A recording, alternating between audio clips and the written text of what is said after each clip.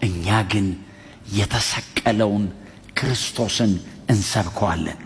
the crucified Christ, not only the suffering የተሰቃየ ብቻ አይደለም የተሰቀለ ultimately ኢየሱስ crucify ሆኗል።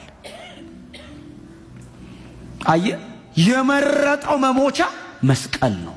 መስቀል ማለት በዘመናት መካከል እጅግ በጣም ክፉ የተባለው አሟሟት መንገድ ነው። የመስቀል መንገዱ ከሞቱ ይብሳል።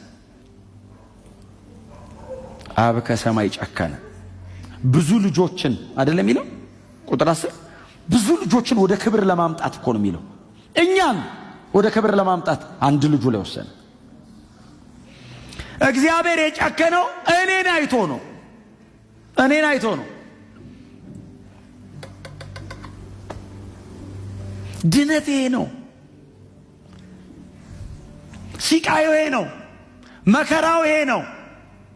የሮም ነገስታቶች ሲሳለቁበት በፊታቸው አቁመው የአይሁድ ንጉስ ነህን ይሉታል። እሱ እኮ የአይሁድ ንጉስ አይደለም፣ የነገስታት ንጉስ ነው።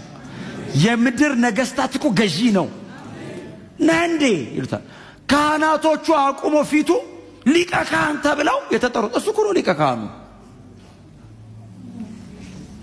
እኔን ለማዳን ዝቅ አለ። ዝም ያለው ኢየሱስ እኔን ለማዳን መመለስ ይችላል፣ ማጥፋት ይችላል።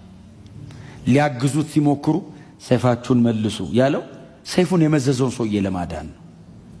ጆሮ የተቆረጠውን ሰውዬ ጆሮ ለመለጠፍ ብቻ አይደለም፣ ለሱ ሰውዬ ዘላለም ሕይወት ለመስጠት ኢየሱስ እዛ ድረስ መውረድ ነበረበት። እሺ ብሎ ወረደ።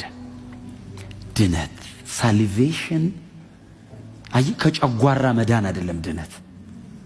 ጉንፋን ማስለቀቅ አይደለም ድነት። አምላክ ሰው ሆኖ መስቀል ላይ ነው የሞተው። አይ የሆነ የሞተ ሰው አምጥቶ ተጸልዩለት ተነሳ አልተነሳ ይሄ አይደለም ድነት። ሳልቬሽን ከዘላለም ሞት ዳንኩት ነው።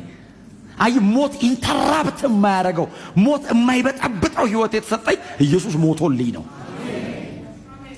ሞት ለምንድን ነው የማያስፈራ? ኢየሱስ ሞታ፣ ሞትን ይዞት ሞተ።